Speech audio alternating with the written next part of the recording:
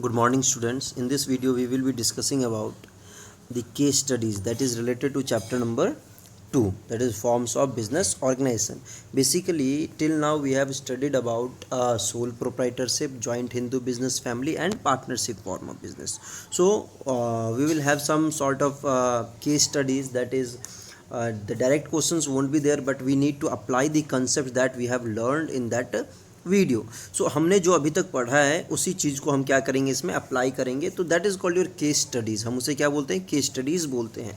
सो हमें पहले उन कंसेप्ट्स को ध्यान से समझना है. अगर आपने उन कंसेप्ट्स को नहीं पढ़े हैं अभी तक, तो अपने एनसीईआरटी बुक को और जो मैंने नोट्स आपको प्रोवाइड किया, जो एक्सप्लेनेशन दिया है, वो प्रीवियस वीडियोज़ को देखिए, समझिए. फिर उसके बाद हम लोग इन क्वेश्चंस को करेंगे. उसके बाद ही आप इस क्वेश्चन को समझ सकते हैं, कर सकते हैं. Okay, so before starting, make sure that you must have gone through all those videos that has been given to you earlier. Okay, so now let's move to that case studies part. And यहाँ पे मैंने कुछ case studies दिया है. It is from the different books, although you can find it in NCERT books also. But यहाँ पे कुछ questions आपको दिए गए हैं जिसको बहुत ही ध्यान से समझना है आपको, ठीक है. और क्वेश्चंस केस स्टडीज़ को करने का सबसे पहला trick, first trick is read and read. Merely reading नहीं, रीड केयरफुली. ये आपको याद रखना है. सबसे इंपॉर्टेंट केस स्टडी, कोई भी केस स्टडीज़ को सॉल्व करने का सबसे इंपॉर्टेंट तरीका है, उसको पढ़ना है, बार बार पढ़ना है. एक बार नहीं, 2 बार पढ़ना है, 3 बार पढ़ना है, जितनी बार आप पढ़ सकते हैं पढ़िए उसको. Okay, so let's move to the question part. First question says, Mr. Sumit owns an ancestral house in Chennai. On advice of his friend, he converts it into lodge after renovation. The revenue from the lodge helps to supplement his income considerably. On his death, the property, that is lodge, is inherited by his 3 sons in order of their age, namely Sham, Anil and Satish. That means the eldest one is Sam, then Anil, then Mr. Satish, who carry on with the business under the form of joint Hindu business family. यहाँ पे तो clearly दे दिया गया आपको कि this is your joint Hindu business family. So which law governs the joint Hindu business family? Joint Hindu family business कौन सा law govern करता है जॉइंट हिंदू बिजनेस फैमिली? तो आप बता सकते हैं, Hindu succession act 1956. Okay, next number 2 is, who amongst the 3 brothers has the right to exercise control over the family business? अब तीनों में से कौन कंट्रोल करेगा? तो हमने क्या पढ़ा है जॉइंट हिंदू बिजनेस फैमिली में, eldest member is considered as the karta of the family who manages the all the business. तो इस क्वेश्चन में देखो एल्डेस्ट मेंबर कौन सा है? मिस्टर साम, बिकॉज हमें यहाँ पे गिवन है by his sons in order of their name, accordingly Mr. Sam, Mr. Anil and Mr. Satish. तो एल्डेस्ट कौन है हमारे पास? मिस्टर साम. तो मिस्टर साम क्या हो जाएगा हमारे पास? Eldest son. तो हम इसे क्या बोलेंगे? कर्ता बोलेंगे. क्या बोलेंगे हम? मिस्टर साम इज योर कर्ता and he will carry the family business. Third, comment upon the liability of the 3 brothers. तो मिस्टर साम जो है, मिस्टर साम की जो लाइबिलिटी होगी वो क्या हो जाएगी? अनलिमिटेड हो जाएगी. एंड बाकी जो हमारे पास मिस्टर अनिल है, मिस्टर अनिल की जो लाइबिलिटी होगी that will be your limited. And mister Satish की भी जो लाइबिलिटी होगी वो क्या होगी? लिमिटेड होगी. Mister Satish, not mister liability, mister Satish की जो लाइबिलिटी होगी, मिस्टर सतीश की जो लाइबिलिटी होगी वो क्या हो जाएगी हमारे पास? वो भी लिमिटेड हो जाएगी. क्यों? बिकॉज ये दोनों जो है वो को पार्टनर्स हैं, और हमने पढ़ा है कि को पार्टनर्स जो होते हैं, को पार्टनर्स की जो लाइबिलिटी होती है वो क्या होती है? लिमिटेड लाइबिलिटी होती है. तो आपको ये चीज़ ध्यान में रखना. क्लियर? तो ऐसे हमारे पास छोटे छोटे क्वेश्चंस होंगे. आप वीडियो को पॉज कीजिए, जहाँ पे भी आपको समझ में नहीं आ रहा उसको दोबारा से कंसेप्ट को पढ़िए और काम कीजिए. ओके, नाउ चलिए अब हम सेकंड क्वेश्चन की तरफ चलते हैं. Virat and Tarun are first cousins. After completing degree course in law, Tarun wishes to start a law form jointly आ गया, दैट मीन्स पार्टनरशिप का कंसेप्ट आ जाएगा. However, Virat shares with Varun that he plans to go abroad after 2 years. यहाँ पे term आ गया कि वो 2 साल के बाद वहाँ जाना चाहेगा। To pursue a master course in law, therefore there partnership can exist only for 2 years। Conditional partnership आ गया हमारे पास, that exist only for 2 years। Okay, and Tarun agrees to Virat's decision. हो गया, इन्होंने डिसाइड कर लिया कि हम पार्टनरशिप करेंगे। Identify and state the type of partnership being highlighted here. कौन से टाइप, हमने बहुत अलग अलग टाइप के पार्टनरशिप पढ़े थे। जनरल पार्टनरशिप पढ़ा था, पर्टिकुलर पार्टनरशिप पढ़ा था, लिमिटेड लाइबिलिटी पार्टनरशिप पढ़ा था, अनलिमिटेड लाइबिलिटी पार्टनरशिप पढ़ा था। There were the 4 types of partnership.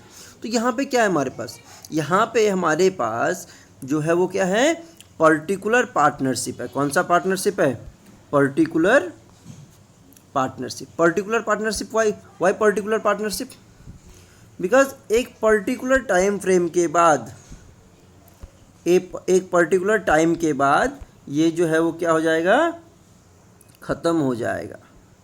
ये जो पार्टनरशिप फॉर्म है वो क्या हो जाएगा, ख़त्म हो जाएगा। That is after 2 years, after 2 years। ठीक है, तो that is why it is a particular partnership. तो आप हो सकता है कि कई बार क्वेश्चन में 1 mark का क्वेश्चन 3 mark का क्वेश्चन आ जाए, identify and explain the type of partnership discussed here. तो आपको ये चीज़ ध्यान रखना है। Then second, name the basis under which this partnership is classified. कौन से पार्टनरशिप को हमने क्लासीफाई किया, मतलब नेम अंडर विच, तो time, on the basis of duration, on the basis of duration, on the basis of duration. हमने जब पढ़ा था तो पार्टनरशिप को हम 2 पार्ट में डिवाइड करते हैं, एक टाइम ड्यूरेशन एंड एक लाइबिलिटी। एक ड्यूरेशन के बेसिस पे हम डिवाइड करते हैं और दूसरा हम टाइम के बेसिस पे डिवाइड करते हैं। तो this is on the basis of duration. ठीक है, तो हम यहाँ पे देख लेंगे, तो on the basis of duration. Okay, the third one क्या हो जाएगा हमारे पास, name also name other type of partnership which can be classified under the same basis as identify. तो ड्यूरेशन के अंडर में हमने 2 टाइप के पार्टनरशिप पढ़ा था। एक होता है हमारे पास पर्टिकुलर, जो हम यहाँ पे बात कर रहे हैं, और दूसरा जो हमने पढ़ा था वो क्या होता है हमारे पास, पार्टनरशिप एट विल। मतलब जब तक चलना होगा तब तक चलेगा, जिसको हम जनरल पार्टनरशिप भी बोल सकते हैं। ठीक है, तो ये हमारे पास आ जाएगा। ओके, तो होपफुली आपको ये चीज़ें जो है वो क्लियरली समझ में आ रहा है। ठीक है, so now let's move to the another part, that is question number 3, but I have chosen some of the questions। आपको बहुत सारे क्वेश्चंस नहीं करवाने थे, कुछ क्वेश्चंस करवाने थे, so that कि you just make sure that you are getting something from that case studies। okay, Lalit, Saksham and Mayank are partners। okay, now the question is very much clear that they are partners, means they are partners। okay, so Lalit and Saksham are very upset due to the untimely demise of Mayank। okay, one of the partner has gone, he is not going to come back and wish to help his family. Due to the humanity nature, they want to help. On the suggestion of their common friend Aditya, Lalit and Saksham decided to include Mayank's 13-year-old son Vaibhav। mark this line, 13 years, that means minor, okay, in their business। comment upon the status of Vaibhav as a partner। Vaibhav is minor, he cannot be admitted, but he can be admitted as a partner for benefit। he can be admitted as partner for benefit, only for benefit। he will be admitted only for benefit, and he won't take part in, number 1, first point is only for benefit, number 2, won't participate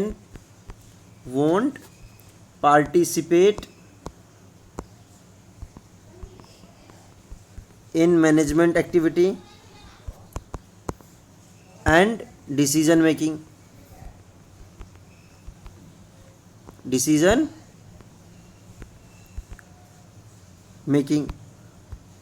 okay, so this will be your answer। you can go through the answers also, that I will be sharing the PDF with you। okay, so number 2 is will the status of Vaibhav change when he attains the majority, क्या उसका status change हो जाएगा जब वो majority attain करेगा? Yes definitely, now he is eligible partner, so now he will be sharing profits also, he will be sharing losses also. And first of all, now he can think of whether he want to be the partner in that firm or not.